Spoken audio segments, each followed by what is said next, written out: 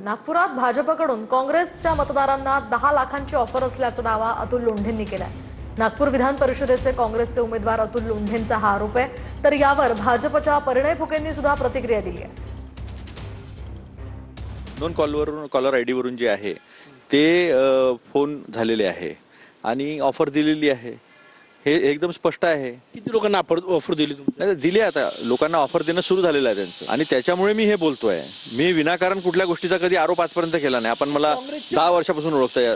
काँग्रेसचे मतदार 10 लाखात विकले जाईल असं का वाटतं तुम्हाला? नाही विकल्या जाण्याचा प्रश्नच येत नाही। विकल्या जाण्याचा आम्ही पण घेऊन गेलो असतो कुठेतरी। आमच्या मतदार तर इथंच आहे ना, आमच्या मतदार आपल्या घरी आहेत, स्वतंत्र आहेत, आम्हाला विश्वास आहे म्हणून आहे। अतुल लोंढेजींना हे म्हणायचं आहे का की काँग्रेस पक्षाचे जिल्हा परिषद सदस्य, काँग्रेस पक्षाचे जे नगरसेवक आहे हे बिकाऊ आहे म्हणून?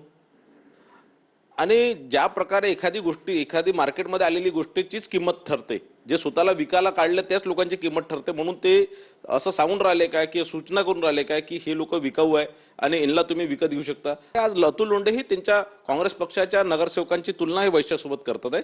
हे चुकीचं आहे, त्यांनी हे करू नये।